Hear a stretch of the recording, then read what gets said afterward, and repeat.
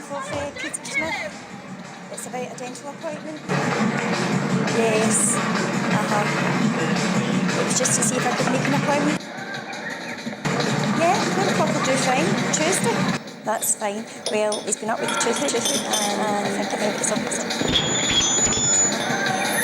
He's filming.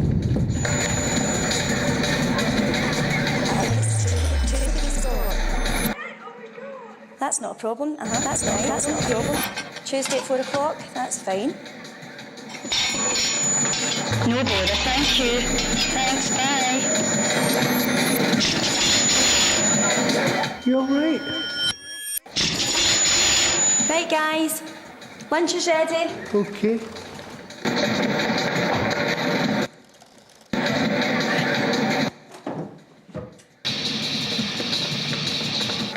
Derek, lunch is ready. Derek, come on. It's lunchtime. Lunch is ready. Come on. That's a good lad. Derek, where are you going? Derek? I don't see my mum. You don't want to just stay here and get lunch? No.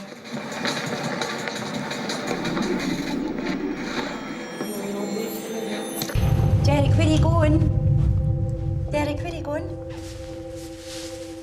Derek, you live here now. You want to just stay here and have your lunch? It's a bit cold outside. No, I'm going to see mum. No, you live here now. No, you're a liar. No, come on, I've got your lunch ready. Liar! No, Derek, come on, your lunch is ready. Come on, Derek, come on, I've got your lunch ready. Come on then. That's a good lad. Come on, this is where you stay. Okay? This is your home. Oh, that's good. In you come. That's you. Right? Come on. You sit down here. Right. I'll pull this chair out for you. Right. You sit down. Right? Fantastic. Right. Wait a minute. That's grand. Right. Okay. You quite comfy? Yeah. Right. I'm just going to go and get your lunch, okay? Because it's ready. All right? Okay.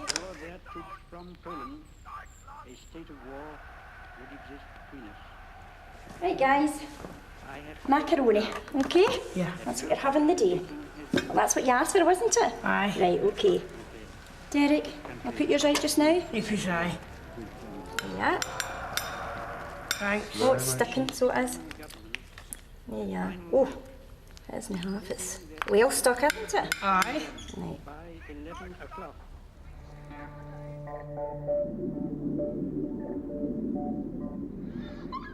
Peter, is that enough for you? Yes. Okay. Thanks What about you? Do very you want much. any more, Derek? If you say. Just another wee bit? Yeah. Right, okay, that's fine. Are you sure that's enough? That's enough. You aye. sure? Yeah.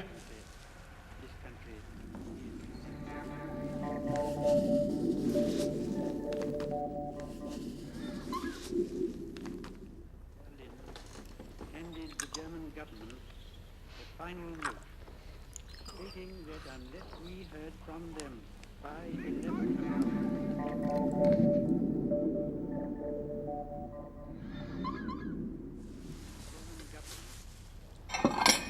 Derek, what are you doing? What are you doing? No, you've not to do that. That's wrong.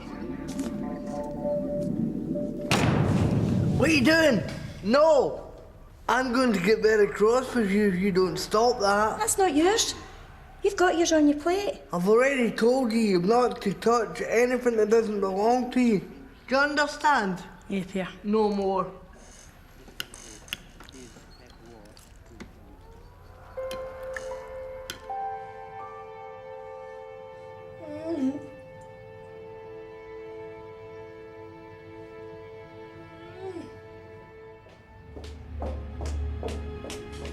What are you doing down there, Derek? Come on, Derek. Come on, up you come. Come on, I know Peter shouted at you, but come on. You're in the wrong. You shouldn't have took his food. Come on. Right, that's it. Come on. No, wait a minute. Just take your time. Take your time. It's okay. We'll get there in the end. Wait a minute. Hey. No, because you're in a state. You're getting yourself all upset. Aye. Right, just round this corner. Come on, that's it. Right, come on. Derek, you've missed your room. Come on, this is it here. No! Right. There's a man there! No, come on, you're seeing things. No again. There's no man in there. Man there! You're seeing things again.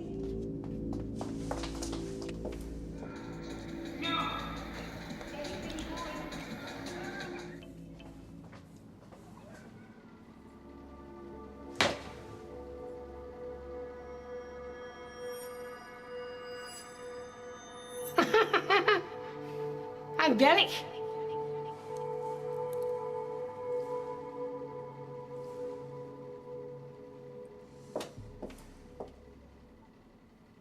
What is it, Derek? What do you see?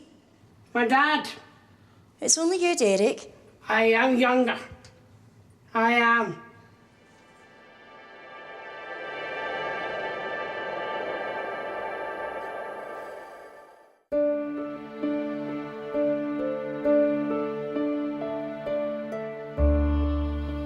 There are many, many ways that we can support people with dementia, and we need to think about what's going on in their immediate environment. And that environment has to be enabling. Too often the environment is disabling. It stops people doing things they could have done, or it makes life worse for them. So that environment has to be calm, it has to be predictable, and it has to make sense to someone who's got dementia.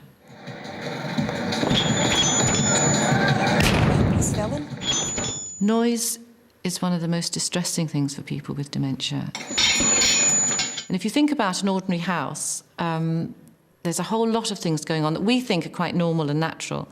You think about the television. The television can be very disturbing to people with dementia. The clatter of cutlery, clatter of crockery, people talking on the phone. It's one of the reasons we get a lot of challenging behaviour at mealtimes with people who have dementia, because of the noise level. Staff need to talk more quietly, they need to think about what they're doing. We also need to think about things like turning the television off, and that's very hard. So maybe we should think about things like headphones for people to put on so that they can listen to the television. That's not a problem. That's not a problem. There's always been a need for staff to adapt the way that they talk or work with someone who has a learning difficulty. When dementia is also added to the picture, well, this changes completely the way that staff need to communicate. They need to unlearn the methods of communication that they've used in the past and start again. You all right? We know that people with a learning difficulty and dementia are not getting adequate pain relief because staff are not able to understand when or where the pain is. And very often what happens is they seem to have challenging behaviour. If we think about Derek holding his stomach, it may well mean that he has tummy ache. It might mean actually that he has a pain somewhere else, but he's holding his tummy because he can't locate actually where the pain is. Derek, lunch is ready. When Derek gets called to go to the meal for his lunch, it's possible that Derek had no idea what was happening at all. So alongside the fact that he hasn't had any cues to the routine or what's happening, it may be that he also didn't understand the words or what was expected of him. Lunch is ready, come on. Just be careful when you're thinking about placing food around for people to pick up, that it looks like food and there aren't other distracting items around. And some of the classics are potpourri and other ornaments that would distract somebody and would look like food. Because the food wasn't already on the table, he wouldn't have seen it, he wouldn't have smelt it, so all the cues that are needed for him to actually realise that it's mealtime would not have been there. That's a good lad. Derek, where are you going? One of the problems for people with dementia is very early on in the condition, they lose their ability to see things in 3D. So they will see changes in pattern, so a very complicated pattern carpet, like the one we saw that Derek had in his sitting room, would cause people a tremendous problem. They would try and step over things when they moved from one room to another, where you get a change in colour and texture of carpet. You'll also see people having a problem with bathrooms, because again, the flooring there is very shiny. And to a person with dementia, that looks like a pool of water. And you'll see people refusing to stand on that, to go into the bathroom, go into the kitchen, or you'll see them walking along the wall with their back pressed against a wall, trying not to get their feet wet in the water. There is non-slip vinyl that isn't shiny. Try and make that the same colour. So if you've got green carpet on the landing or the hall, try and make the vinyl green as well. Derek, where are you going? I don't see my mum. Two words that people with dementia use more than any other are mother and home. And I think that tells us a lot of what we need to know if we want to understand the world of people with dementia. It's a bit cold outside. No, I'm going to see Mum. No, you live here now. No, you're a liar. The message they're giving to us then is that I don't feel safe, I don't feel at home. And that's because of their loss of short-term memory, because of their loss of their knowledge about where they are and who you are, they feel alone. Come on, I've got your lunch ready. Liar! No, Derek, come on, your lunch is ready. But very often, for example, reminding someone that their mother is dead is actually quite abusive. It's cruel. Absolutely should not be done. They are going to grieve as if that is the first time they've ever heard that.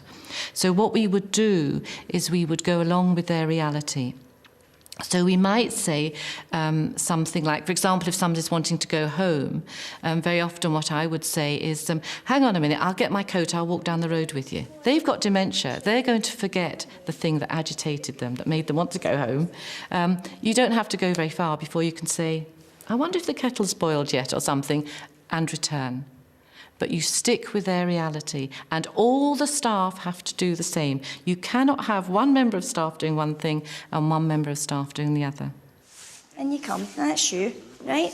When you sit down here, fantastic. As dementia progresses, what we see first are kind of perceptual problems and sensory problems at mealtimes. So maybe people forgetting about the routine of mealtimes, or not recognising utensils on the plate, or not recognising food on the plate, not understanding what drinks are. A small pattern will often look like maybe a piece of rubbish or something that needs to be picked up. So whereas in the carpet people might try and step over a big pattern, with a small pattern they'll try and pick the pattern up. The plate is very patterned, so the food doesn't stand out on the plate. So he's watching for somebody else to model to him what he needs to do.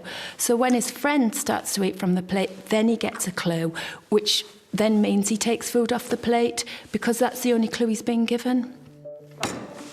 What are you doing? No! We sometimes say that visual perception is affected, and people, for example, might only actually see one side of a plate, so they will eat entirely from one side of a plate and ignore the other half of the plate. It's what we would call visual agnosia. It's very simple if staff just turn the plate round so they can finish the second half of the plate. Good practice would be having things on the table that have good contrast and are simple. So having maybe a white tablecloth, red mats, blue plates, that enables the person to see the differences, not having any patterns on anything. As dementia progresses, it starts to damage the nerve pathways and the muscles which control eating and drinking and swallowing, so we start to see actual physical problems with people's ability to eat. So people don't necessarily know where the food is in their mouth, they forget to chew, they appear to forget to swallow. There's lots of people who can help. Speech and language therapists would look at the eating and drinking and assess that. But also occupational therapists can help, physiotherapists can help, but just mention it to somebody in the community team or their GP and ask for further help. What are you doing down there, Derek? Come on, Derek, come on, up you come. Most challenging behaviour amongst people with dementia is induced by the environment, by the social, the emotional and the physical environment. It's not the dementia. Come on, right, that's it, darling, come on. Some people with learning difficulties grow up in large institutions, so their sense of reality, if they have dementia, will be very different.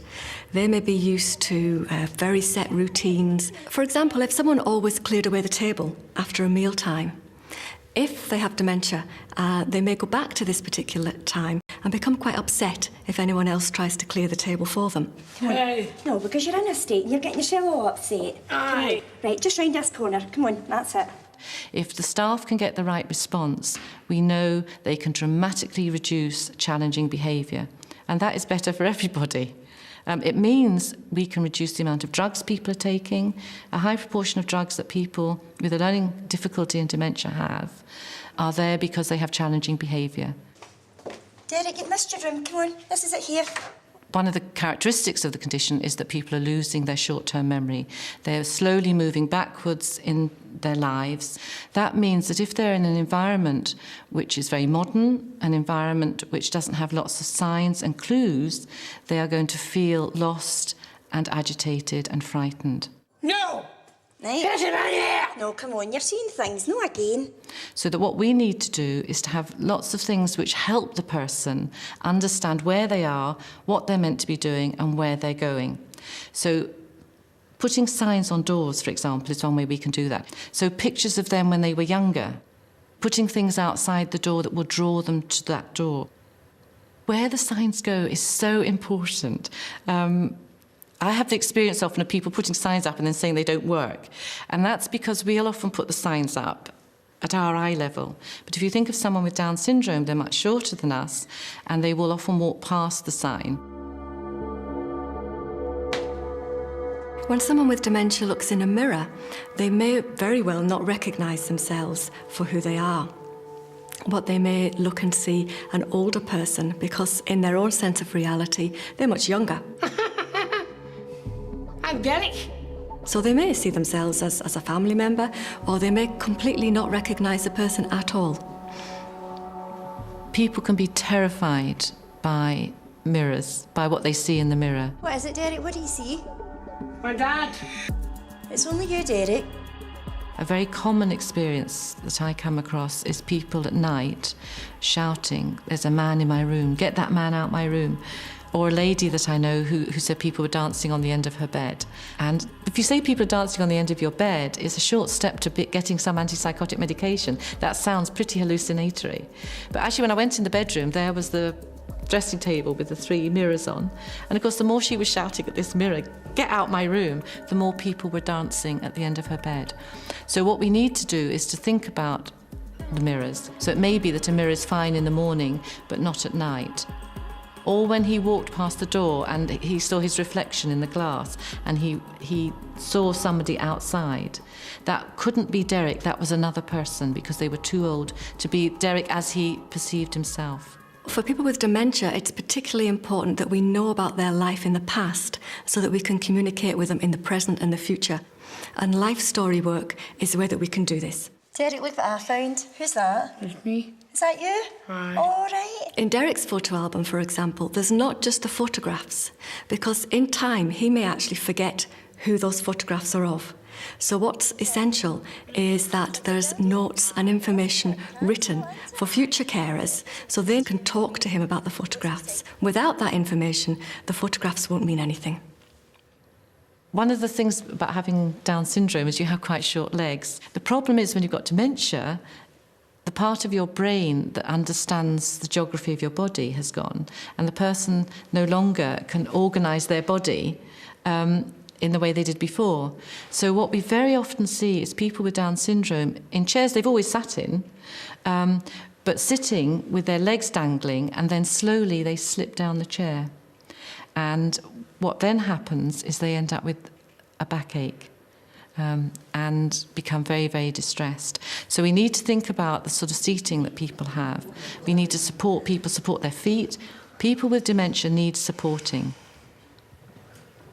It can be very distressing for someone with a learning difficulty when a friend has dementia. These friends can actually offer a very supportive role if they know what's happening to them. Staff are generally not very good at explaining dementia to the friends of someone who has a learning difficulty. And this is usually out of a misplaced sense of trying to protect them or feeling that they shouldn't have that kind of information.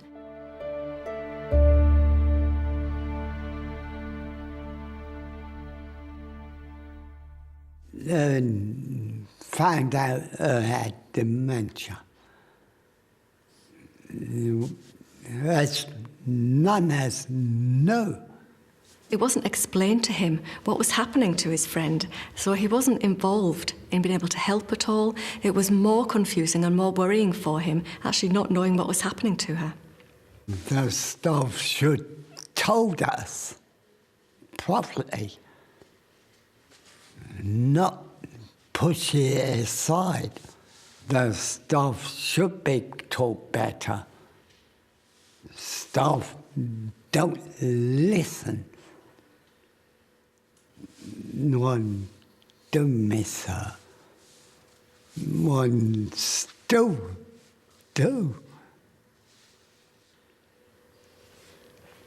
It's really important to explain to someone with a learning difficulty when their friend or relative has dementia so that they can be involved in future care and contact and preparation for the future. It can be quite devastating for Michael, for example, who wasn't kept up to date and wasn't informed as to what was happening with his dad's illness. To me, the staff in the first nursing home were very cool. In fact, they were very cold. They didn't seem to want to tell me anything. No matter how I tried to ask them, they just didn't want to tell me for whatever reason.